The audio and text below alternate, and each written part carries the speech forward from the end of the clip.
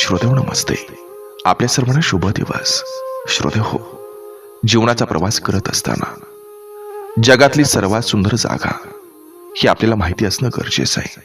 आणि श्रोतेहो, ती सर्वात सुंदर जागा म्हणजे ICU. या जीवनाच्या प्रवासात जर आपल्या अंगात मीपणा आला असेल, अंगात खूप गरमी आली असेल, मी कुणीतरी मोठा असल्याचा माज आला असेल, श्रीमंतीची घमेंड असेल, पदाचा बडेजाव असेल, तर श्रोतेहो, ICUची रूम एकदा बघा आणि मग विचार करा. दोन व्यक्तीमध्ये भेद निर्माण करणारी इथं कोणतीच रेषा नसते. तुमचा धर्म, तुमची जात, तुमचा वर्ण, तुमची श्रीमंती, तुमची गरिबी, अहो एवढंच नाही तर स्त्री पुरुष हा भेदही इथं नाही. तो काचेचा दरवाजा ओलांडून जर एकदा का ICU मध्ये गेला की सगळं भेद जिथं चपला सोडताना तिथंच गळून पडतात. आज जाते ते फक्त मानवाचं शरीर.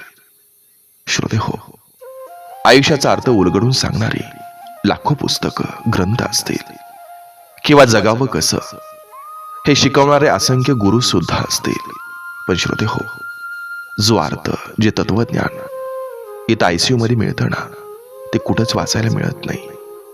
आयुष्याचा खरा अर्थ फक्त तिथंच कळतो. म्हणून श्रोतेहो, ती जागा खरोखरच फार सुंदर आहे. एखाद्या घरात भुताटकी असते, कोणीतरी कधीतरी तिथं मेलेलं असतं, लोकांना तिथं भीती वाटते. कुठंतरी रस्त्यावर, मोठ्या झाडाखाली अशा अफवा असतात, भीती असते.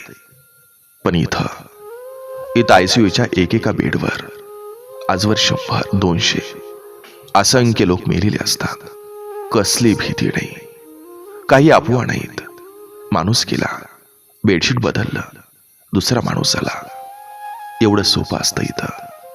हिंदू, मुस्लिम, ख्रिश्चन, बौद्ध, जैन, शीख, पारशी, आस्तिक, नास्तिक, जे कोणी असतील त्या सगळ्यांच्या फुफ्फुसात एकाच मशीनमधून ऑक्सिजन जात असतोय. आपण बाहेर बारीक सारी गोष्टींचा विचार करत असतो. कोणाला काय वाटेल या विचारात असतो. कपडे कसे आहेत, लोक हसतील का, माझ्या अवताराला, बोलण्याला, भाषेला. इथं बेडवर त्या कोणत्याच गोष्टीला किंमत नसते. पुरुष असो किंवा स्त्री, लाज वगैरे कोणत्याही गोष्टींना तिथं किंमत शून्य असते. श्रोतेहो, वेळेची खरी किंमत ही सर्वात जास्त इथंच कळते.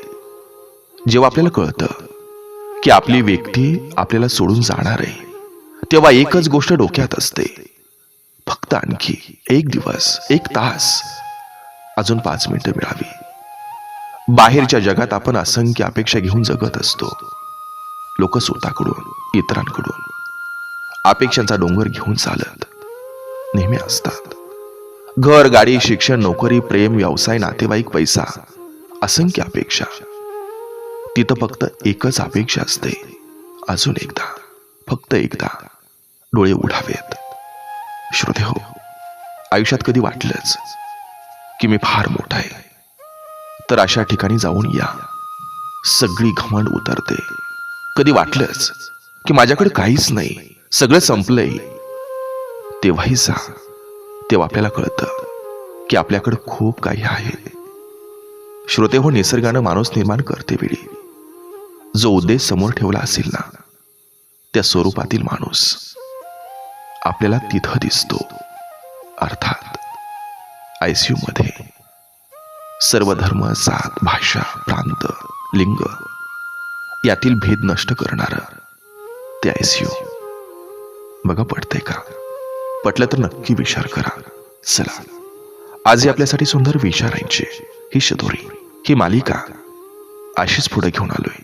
चला, करूया सुरुवात सुंदर विचारांना, सुंदर सुविचारांना. सायकल आणि आयुष्य तेव्हाच बरोबर चालू शकतं जेव्हा चैन असेल. आयुष्यात जास्त अहंकार नसावा. कधी कधी हवेत उडणाऱ्यांनाही आधाराची गरज भासतेच. संयम हा खूप कडवट असतो, पण त्याचं फळ गोड असतं. जायचं कुठं हेच माहिती नसल्यावर दिशा सापडत नाही. आणि जर कोणत्या दिशेने धावायचंय हे माहिती नसेल तर तुमच्या वेगाला काडीची पण किंमत राहत नाही. त्यामुळे सध्या धावपळीच्या जीवनात फक्त दिशाच नाही तर वेग पण तितकाच महत्वाचा आहे.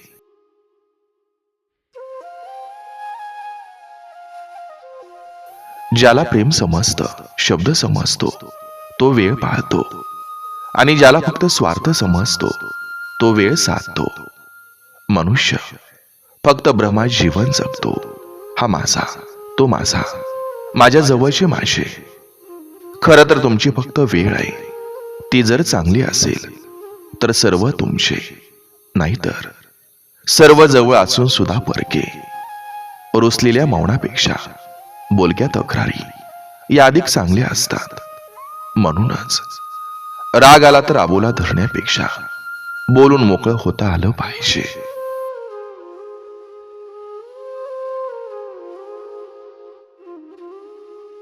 भावनांच्या तव्यावर स्वार्थाची पोळी भाजून घेणारी माणसं आपली कधीच नसतात.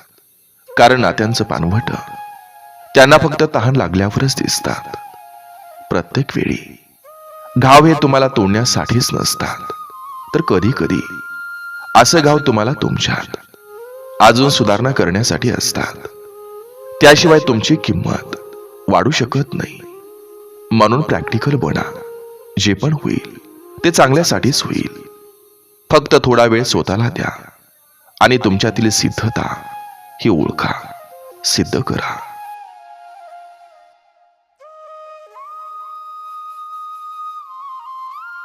सत्य कडवट असतं, पण त्याच्यात खरी ताकद दडलेली असते.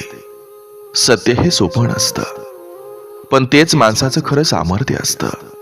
म्हणून म्हणतात की सत्याचं वजन जड आहे, पण ते उचलण्याची ताकद ज्याच्यात आहे त्याला जग खऱ्या अर्थानं सलाम करतं.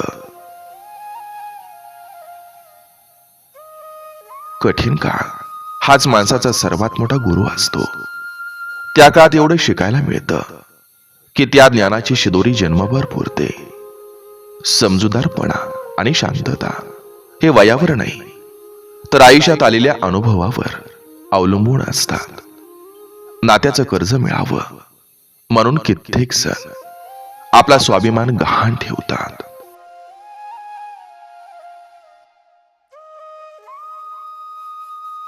तुटलेल्या काचा कितीही चिकटवण्याचा प्रयत्न केला तरीही त्या तडा राहतोच. तशीच नाती असतात. एकदा तुटली की पुन्हा जोडताना तडा तसाच राहतो. म्हणून जोडलेली नाती आणि ठेवलेला विश्वास नेहमी जपावा. शेवटी तुटलेल्या गोष्टी गोड करताना जखमा होतातच. नम्रपणा हा गुण सर्व गुणापेक्षा जास्त किमती आणि मौल्यवान आहे. नम्रपणा ज्याच्याकडे आहे त्याच्या भोवती कितीही बलाढ्य स्पर्धक असले तरी तो आयुष्यात नक्की यशस्वी होतोच.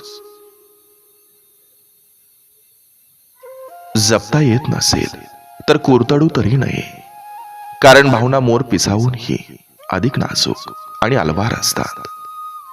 दुसऱ्याला देण्यासाठी आपल्याकडे काही नसलं तरी चालेल, पण किमान सर्वांना सन्मान देता आला पाहिजे.